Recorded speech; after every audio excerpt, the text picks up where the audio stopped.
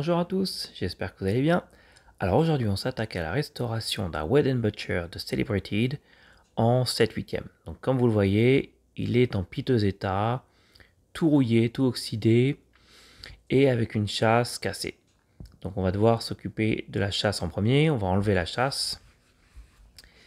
Et ensuite j'ai tenté de lui faire un bain de vinaigre blanc, on me l'a conseillé, afin d'enlever le gros de la rouille. Je l'ai laissé comme ça pendant une nuit dans du vinaigre blanc, il s'est mis à buller, la lame est devenue toute noire, mais la grosse partie de rouille est partie. Désormais, il ne restait plus qu'à le polir, et pour cela, j'ai utilisé une Dremel avec quelques pâtes Dialux. Et ça a plutôt bien marché, comme on le voit sur les résultats ici. Donc 3 pâtes Dialux et fini avec une pâte Puma à polir. Et donc avec des patins en feutre. Donc vraiment un résultat assez sympa. Par contre, c'est vrai que la gravure est en partie partie. Voilà, donc je lui ai mis une petite chasse orange que j'ai trouvé assez sympa, de chez Drodic. Et désormais, nous nous retrouvons face à notre stand d'affûtage. On va pouvoir lui refaire un fil. Donc ça, c'est le fil tel qu'on l'a désormais après le polissage. Donc on voit qu'il y a quand même pas mal de points de rouille et d'oxydation. Là, c'est vraiment le fil et il est bien bouffé par la rouille. Donc, je ne sais pas si on va pouvoir le sauver ou pas. On va essayer.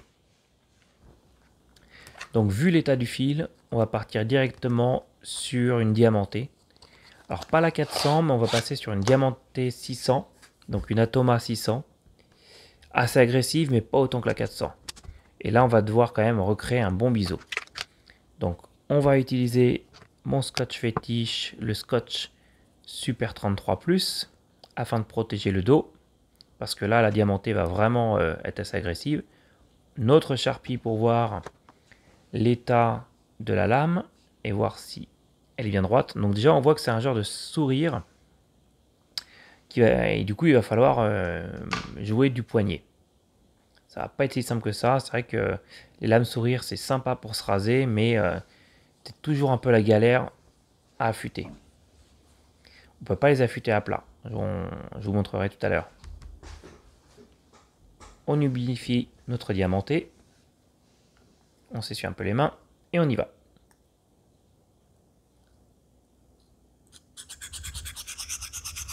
Donc là, je fais des petits cercles. On va vraiment devoir enlever et recréer une bonne partie du fil pour voir si on peut aller en dessous l'oxydation et les points de rouille. Ce que j'espère.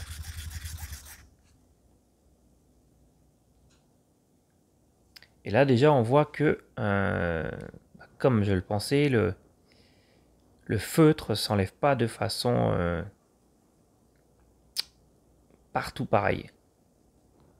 Vous voyez, là on voit que c'est bien enlevé au milieu. Par contre, au niveau du talon et du nez, pas du tout. Donc ça confirme que par la suite, il va falloir jouer beaucoup du poignet. Donc là, je m'applique plus sur la partie du talon. Et après, je vais courber légèrement pour justement faire un genre d'arc de cercle très léger afin de recréer ce sourire et de bien toucher toute l'étendue du fil.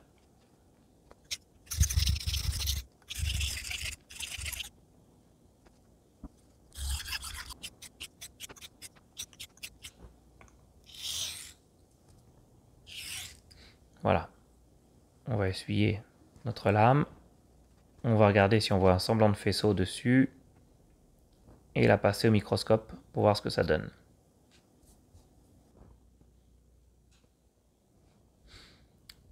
Bon bah c'est pas si mal en fait. Là on voit que la quasi-totalité de l'oxydation, voire toute l'oxydation est partie du fil.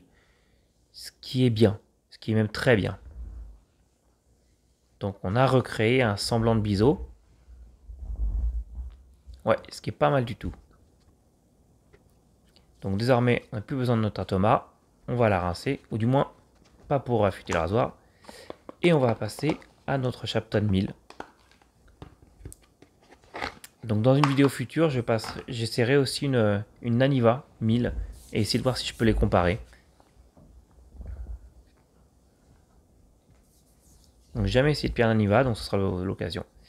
On mouille notre Shapton, pas besoin d'en mettre de trop.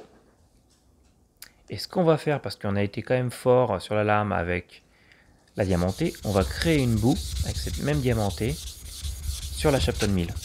Ce qui va nous aider grandement à effacer les marques de la diamantée sur le fil. Et pareil, des demi-cercles.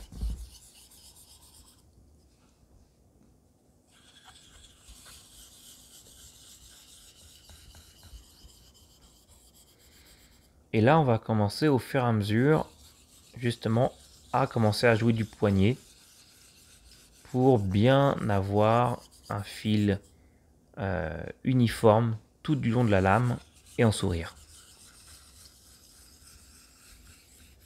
Si on continuait un geste plat, on aurait souvent que le milieu qui va être bien affûté, et le nez et le talon ne le seraient pas du tout.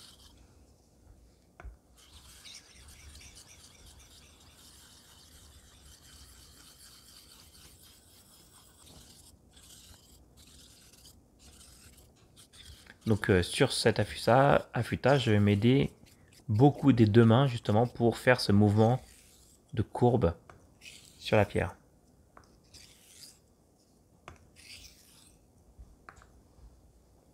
Voilà, on a fini avec la Shapton 1000, on essuie bien notre lame, le faisceau a l'air de bien passer,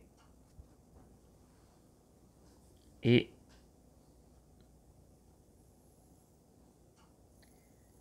c'est magique, parce que ça coupe déjà à la volée les poils de bras. Je ne sais pas si vous voyez, mais c'est un très bon signe. On va regarder au microscope ce que ça donne. Donc voilà, là notre biseau est créé. Et il est plutôt pas mal, je dois dire.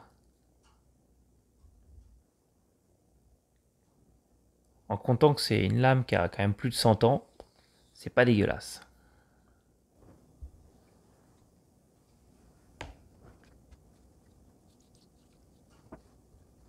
On rince notre pierre, on l'essuie, on va la ranger et on va passer à la Shapton 5000 qui devrait largement ébavurer notre fil.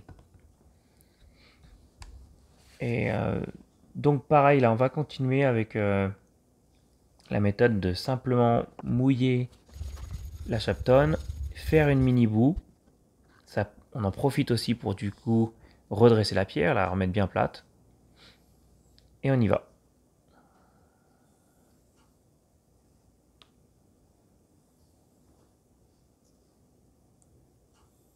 Donc à partir de ces pierres, ça sert à rien de vraiment appuyer sur la lame. Par contre, garder un beau mouvement.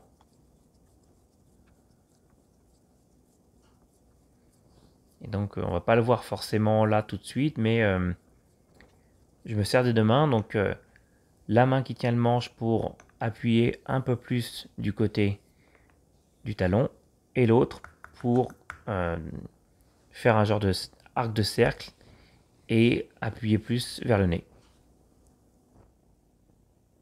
Voilà notre fil au microscope après la 5K qui est pas mal du tout. On voit qu'il commence à être bien plat, ce qui est pas mal.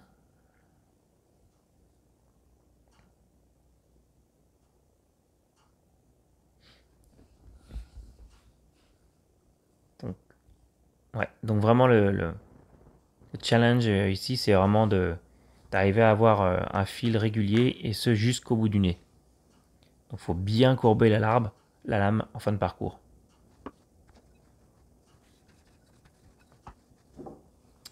Et là, on passe sur ma pierre japonaise fétiche, la Nakayama. Donc la LV5++, donc super dur, en provenance de Kyoto.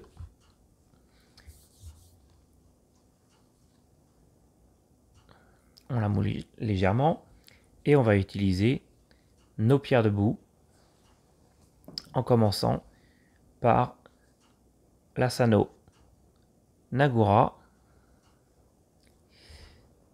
Tenju. Donc la Tenju qui a un grit autour de 7-8 000.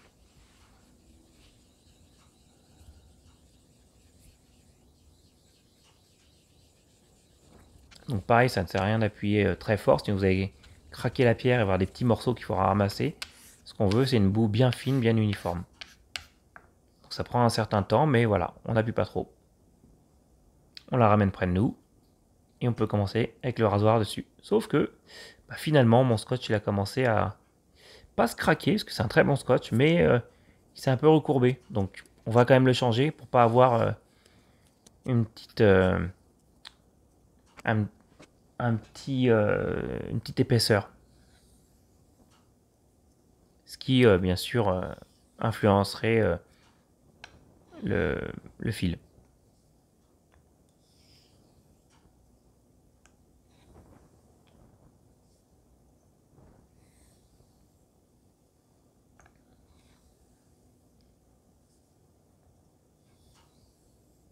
Et donc l'avantage des pierres de boue, c'est qu'on voit bien comment la boue se déplace. Et ça vous permet de voir si votre geste est correct ou non. Si la boue ne se déplace pas, ou vous voulez qu'elle se déplace, c'est que la lame, ou plutôt le fil, ne touche pas la pierre. Donc là, c'est pas mal. Notre pierre de boue a bien effacé la plupart des marques de Shapton, ce qui est une bonne chose.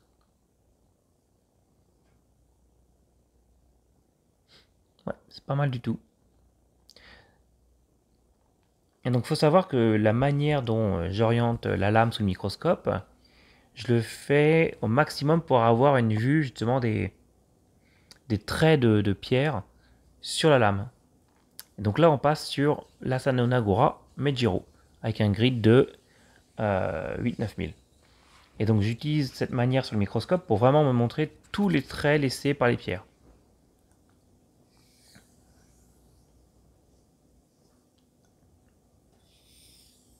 Ce qui permet de voir l'avancement. Parce que sinon, si on l'oriente d'une certaine manière, le fil pourra apparaître tout uniforme, tout plat. Mais c'est pas le but. Le but, c'est de voir où on en est.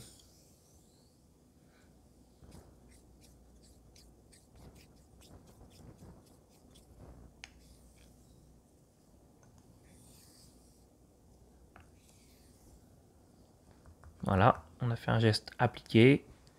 On a fini avec la Mejiro. On essuie bien la lame, on fait attention à ne pas se couper.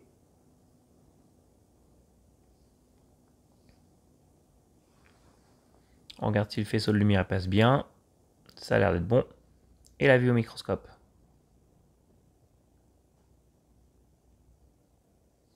Donc c'est pas mal du tout là. On rince notre pierre pour ne pas laisser la boue de la pierre précédente. Et on va passer à la dernière Asano Nagura, qui est la Koma, donc la plus dure d'entre elles. Et donc la Koma a un grit 10-12 000. Donc ça prend beaucoup de temps à faire une boue, parce qu'elle est très dure, et notre pierre de base est elle aussi très dure. Mais c'est pas grave, on a le temps, on n'appuie pas, ça va venir. La boue va être beaucoup plus fine et plus transparente.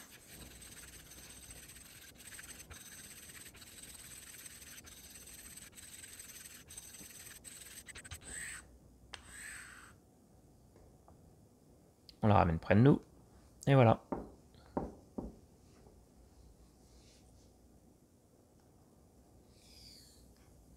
Donc vraiment à ce niveau-là, c'est le poids de la lame et rien de plus. Juste, on soigne son geste.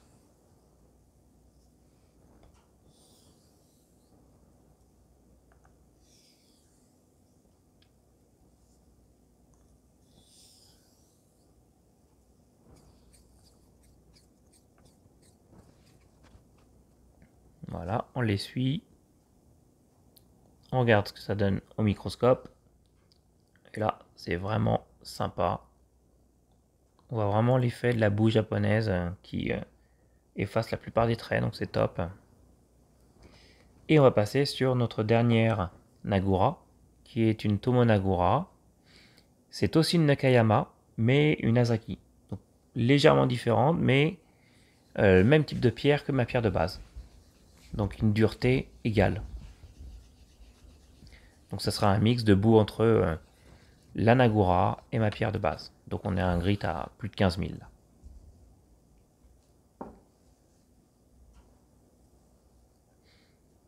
Donc c'est toujours bien de finir avec une Agora, ça vous donne vraiment la sensation vraiment des pierres de boue japonaises et la douceur attendue. Donc, aucune pression, juste on soigne son geste. Et donc sur ce type de lame, on passe bien du talon au nez en courbant la lame.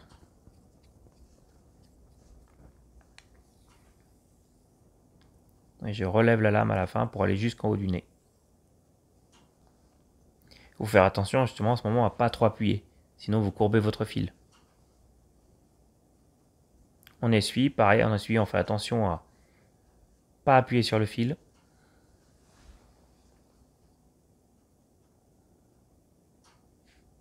Voilà, je sais pas si vous voyez, mais on voit, on n'a pas eu le temps de voir, il y avait un bel effet miroir sur le fil. Et donc, voici notre fil final. Et on va pouvoir enlever le scotch du dos, essuyer, nettoyer notre lame. Et voilà notre rasoir prêt pour passer au strop. Donc je vais lui faire entre 150 et 200 passes au strop en cuir Kanayama, donc en cheval. Et après on va faire notre test du cheveu que voici. Donc c'est une lame qui est, je pense, quart et vidée. Donc il n'y aura aucun son. Vous avez beau tendre l'oreille, vous n'entendrez rien du tout.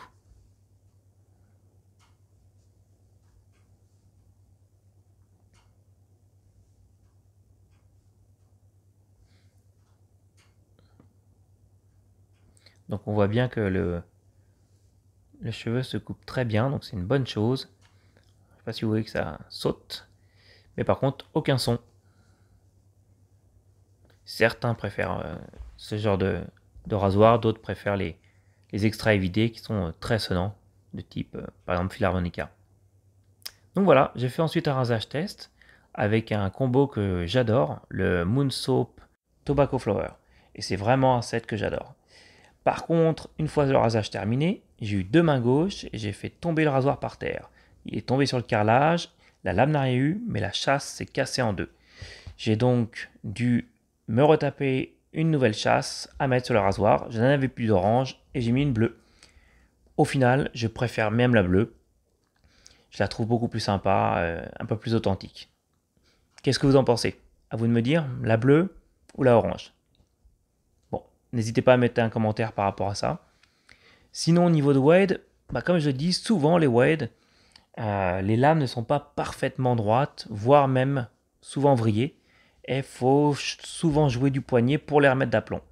Je ne sais pas si c'est ce que vous constatez aussi de votre côté. Pareil, dites-le moi. Mais voilà. Après, une fois qu'on le sait, on arrive à un rasoir qui est vraiment top. J'espère que ça vous a plu. Merci bien. Au revoir. À bientôt.